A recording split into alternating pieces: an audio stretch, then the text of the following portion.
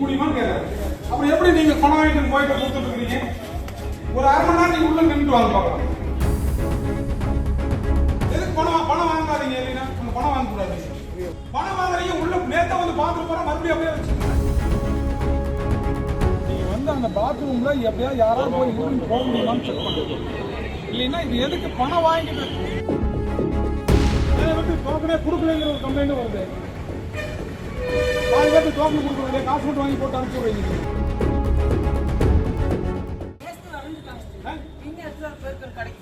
இன்னும் ஏன் அந்த சுமல் அப்படியே தானே இருக்குது.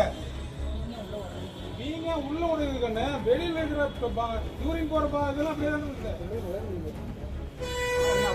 இந்த மாதிரி யூரின் போறதுல ஏதாவது யூரின் போற இடத்துல சும்மா கம்மியா இருக்கு உள்ள வந்து பாருங்க.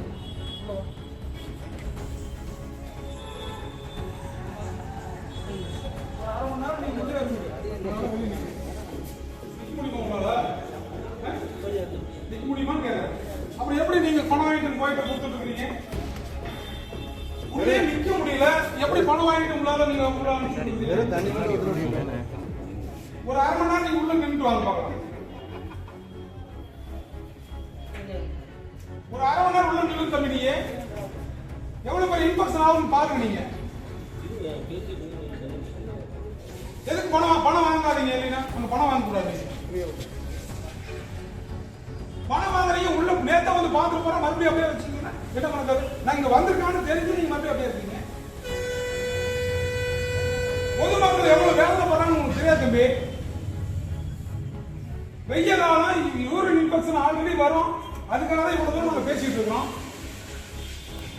நீங்க பணத்தை வாங்கிட்டு மறுபடியும் இப்படியே வச்சுட்டு இருக்கீங்க. கமிஷனர் போன் பண்ணுங்க. மறுபடியும் அந்த பாத்ரூம்ல எதுவும் சுத்தம் பண்ற மாதிரி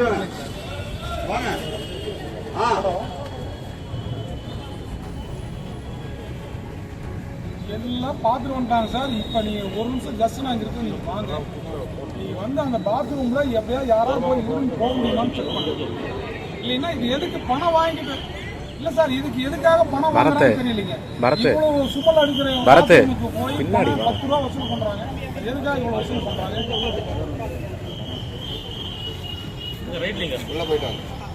இல்ல ரிப்பேர் ஒர்க் இல்லைங்க சார். ரிப்பேர் ஒர்க் ஆல்ரெடி பாத்துங்க. அது ஒண்ணும் இல்ல. ரிப்பேர் ஒர்க் பத்தி தப்புனா இன்னைக்கு 2 லட்சம் ரூபாய் எஸ்டிமேட் போட்டு கொடுத்துருன்னு சொன்னாங்க. ஆனா இங்க உள்ள பாத்ரூம் கூட போக முடியாத சூழ்நிலை சார். எப்படி ரெகுலரா எப்படி மக்கள் பயன்படுத்துவாங்க? கொஞ்சம் வந்து உடனே பார்க்க சொல்லுங்க. இல்லைன்னா இந்த பணம் யாரும் வாங்கக்கூடாதுன்னு சொல்லுங்க. பார்க்க சொல்லுங்க சார். பார்க்க சொல்லுங்க. டோக்கன் தூக்கி உள்ள போடுங்க. நம்ம ஃப்ரீயா போயிட்டு வரோம். எவ்வளோ வாங்குறீங்க நீங்க பணம்? 5 ரூபா 10 ரூபா வாங்குறீங்களாம்மா? டோக்கன் இதான் இருக்குது. நிறைய பேருக்கு டோக்கனே கொடுக்கலங்கிற ஒரு கம்ப்ளைண்ட் வருது.